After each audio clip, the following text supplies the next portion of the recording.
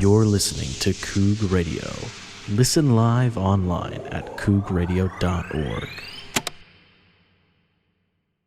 Hello, my name is Thabiti Lewis, and I'm the Associate Vice Chancellor for Academic Affairs here at Washington State University, Vancouver. And welcome to this episode of Student Success Stories. And, the goal of Student Success Stories podcast is communication, to hear about student success stories and giving voice to students. Its intent is to examine student success, broadly speaking, from academic experience to sense of belonging, career development, general growth, and strategies of faculty development that contribute to making that growth possible.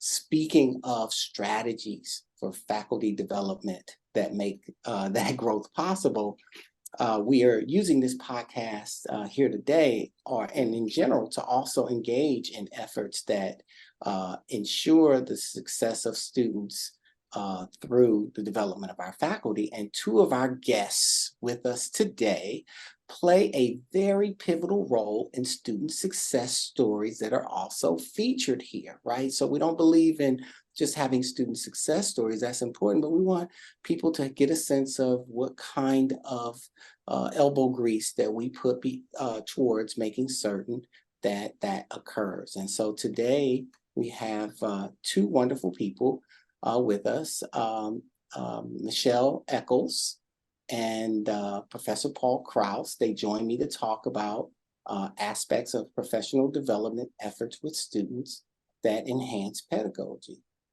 Paul is a faculty lead for innovative pedagogies, and Michelle is the manager of academic services. Welcome, Paul. Welcome, Michelle. Hello. So I'd like you both to just take a second and just talk a little bit about your role here at WSU briefly, and how you came to the job that you're in, and how your job impacts student success. And so, Michelle, maybe we could start with you. Thank you.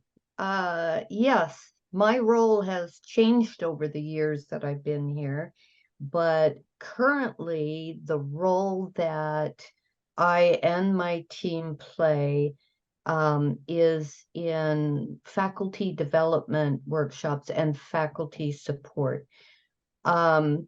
We have a team called Academic Services, and we do not things like fixing computers, although the team knows how to do that. But IT is more than just fixing computers. And so I came into this current position that I have when Michael Stamper, the campus CIO, and Mike Caulfield, who was here working in academic affairs, created this particular team specifically for faculty support, for teaching and pedagogy, using technology for the faculty. And that work that we do, and that now also Paul and Thabiti do, is not just for faculty, but it's to help faculty learn and see how what they do in their courses and how they manage their courses and they manage their classes contributes the most to student success. And I will leave that there and let Paul take over. Well, hello. Yeah, I am Paul Krouss, and I am a teaching associate professor in the Department of Mathematics. And I still do that, but I also have another role as faculty lead for innovative pedagogies. And I guess I came to those both of those things when I started teaching a number of years ago at WSU Vancouver, and have just always enjoyed it, and have done some work to try and do some new things in my class, to do my class in different ways. and through that, I think that is how I also started to branch into doing that second role for innovative pedagogies. And a lot of it is really actually listening to what a lot of the great faculty on campus are already doing, and trying to just sort of collect those ideas from within and also from just around the whole system, and just help people be able to share what they do, and really work on trying to see what works best. Or, we're always working to improve things, so we may not always get to best, but we're always working to make things better. I like that. Always working to make things better.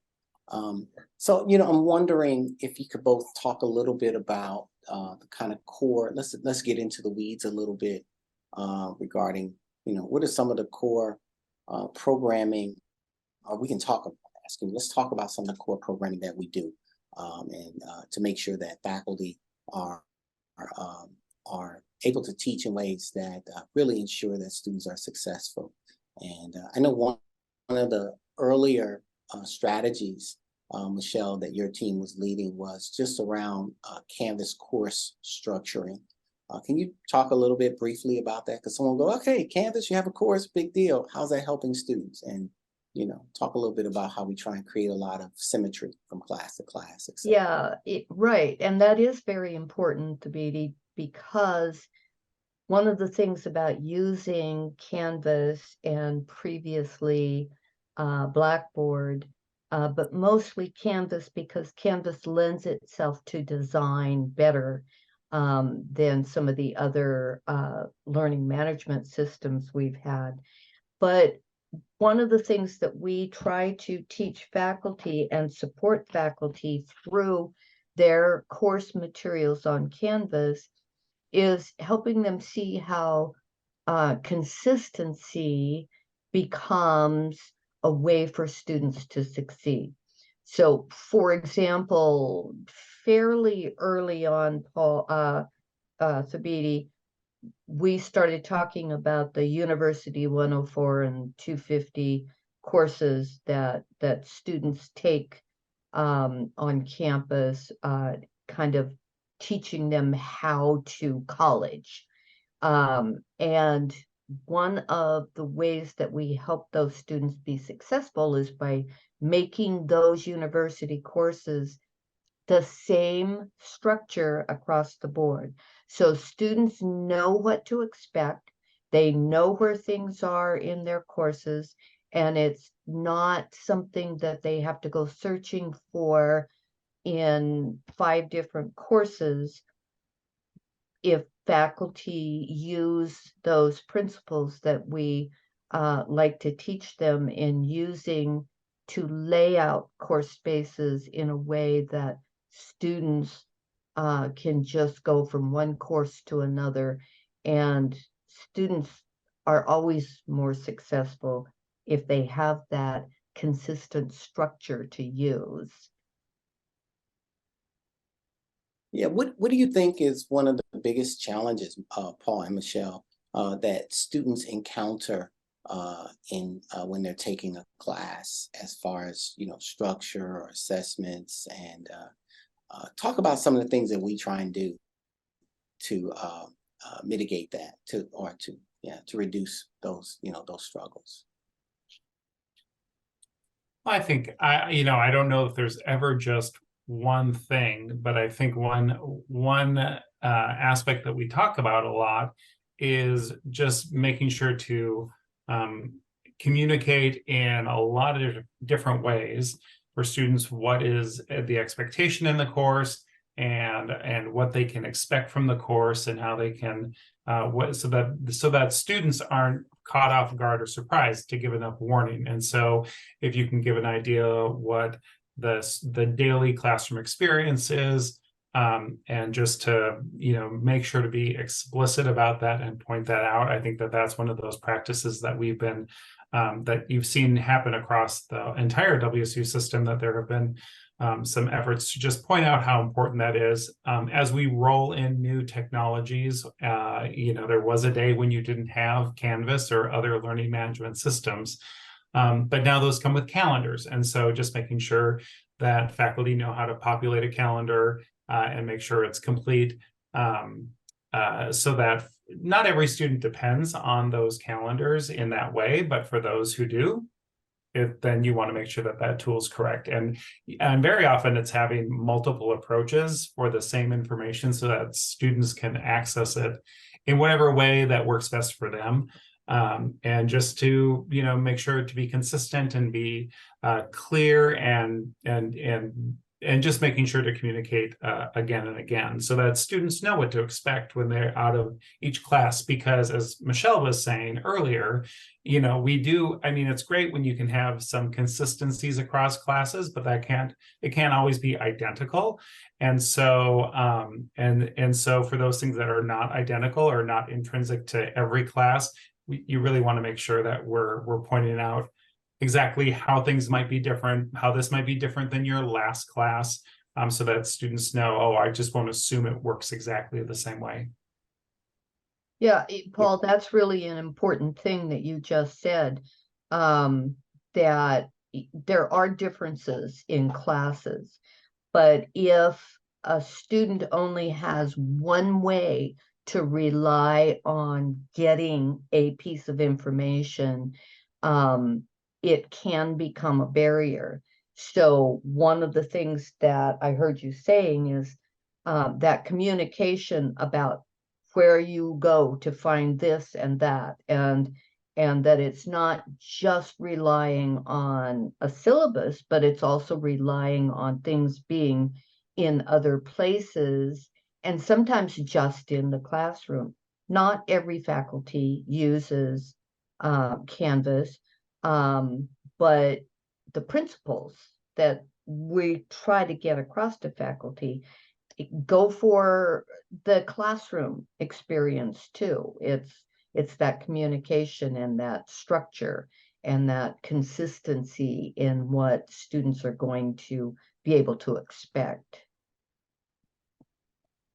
Yeah, Michelle and Paul, this is, you're hitting on, what we're doing is we're trying to make sure we create a holistic educational experience for the students. And can you talk a little bit about how the different ways in which, we have these different workshops and conversations, and we create workshops and programming and dialogues, because we want to make sure that we're conveying to faculty that not all students are the same, and that there are a lot of things we take for granted that students know how to do. Talk a little, maybe you both could talk a little bit about some of the things that we do, or that we talk about, or strategies in helping our faculty help the students and trying to minimize some of the assumptions that happen in the day-to-day and within classrooms. Sure, I can start, Michelle. So, I think some of this falls along the lines of the idea of universal design for learning, where not everyone does everything in exactly the same way. And so some of those principles are geared towards allowing students to come at things from whatever direction they're coming from. And that in the instance where you are giving students multiple ways of, as an example, accessing the course material, whether it's through a series of videos or through a textbook, or there could be other ways as well. It's just an example where we let students not necessarily choose just one path, because ideally students are taking advantage of all the different paths that we offer, but there might be one where a student might choose to read the book first, in the example where there's both books and videos, right? They may read the text first and then watch a video, and some students may do that in the reverse order, and it's just whatever works best for those students. So I think it's just this idea that you can give more than one way to access material. You can make things that are accessible to people who are just have a preference or a reason that they might prefer. If someone has low vision, they may choose to have a more audio path or something like that even. So I think that we can, in a sense, that's really just this idea about that learning has struggles with it. When you are struggling to learn something, you are struggling with new ideas. That's the whole point of learning, right? And I think the idea that is to remove the unnecessary barriers and not impose extra struggles that really don't have much to do with the learning, and make sure that we are allowing students to focus on really the important core material that we really want to have them work with during a semester. Thank you for bringing in universal design for learning, because that is a bandwagon that I've been on for a long time. But one of the things that we do, and we've done every year for years now, is take a week in May, sometimes June, but usually May, and we teach what we specifically call faculty development workshops. And then every fall and sometimes spring, depending on if we get new faculty in, we also offer some workshop type things that can help faculty get started with the year, get started with Canvas, get started with assessments. And one of the things that I have really appreciated about Paul is it's a thank you everyone fest here, but is the idea of we're not just going to present to these folks. We aren't just going to get up and go through a bunch of PowerPoints and tell them all about this thing, like tell them all about assessments and what they should do and why they should do it. But we also use a very active learning approach.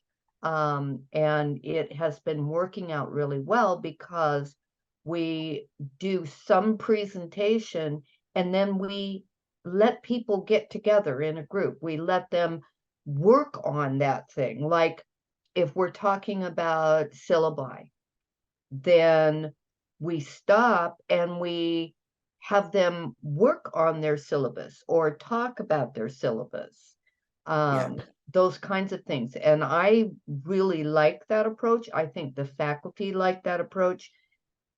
But the other thing that it does is it shows faculty how to do those things that we think make for successful courses, whether you're in class or whether you're online. If we show that rather than just talk to them, then I have heard faculty that go away from some of the things that we do and they use them in their classes and they may not have done that before. So I think it's a great approach. That's a great point, Michelle. We talk about formative assessments, summative, right? We talk about inclusive assessments, and we struggle hard during these workshops to really have active learning and cultivating growth mindset, right? These are words, but this sort of showing and people walk away with those examples, but yes, they're very much a part of it. And I think it does carry over. I want to point out last year we had maybe an 85% participation. This year, I think we were almost 100%. So, our faculty are, and I'm very proud of, people want to continue to grow and get better. But, I like, Michelle, your point that we're not just using words, growth mindset. We have dialogue, we struggle with what that means. We critique the concept. We, as you pointed out, Paul, we're constantly pushing each other, and the faculty is like, okay, we got to make these sessions active, right? And so it's difficult because it has to involve them, and then they do these things. And so, but this, we keep an assets-based language in what we're doing, right? It's not deficit-based, right? So people walk away knowing that, yes, students, they can learn. And we've learned multiple ways in which to approach what may be best for them, right? And so, Paul, I'm sure you can pick up the threads, or maybe we've driven the car off the road, but feel free to jump in.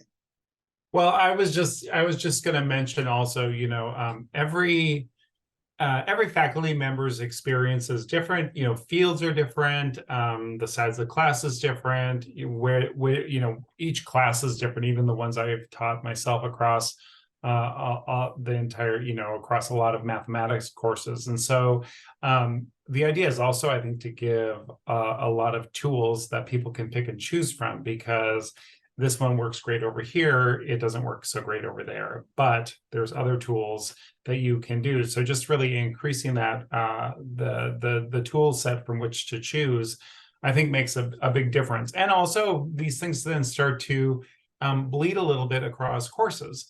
And so it didn't, you do something that works great over in one course, and then maybe when you teach another course, well, you sprinkle a little of that in there too and see how it works. And so once you've kind of got that experience, you can adjust and make it work. We have other workshops across the year as well for faculty, and in some ways it's a variety of topics to let them pick and choose what maybe is something that they're looking to improve on in their course, or they're just looking to even just share some ideas with colleagues that they know that they're also doing that. And so I think that there's I try to give opportunities across the entire year, not just a few weeks specifically, and that allows faculty to engage with that when they can and when it makes sense for them as well.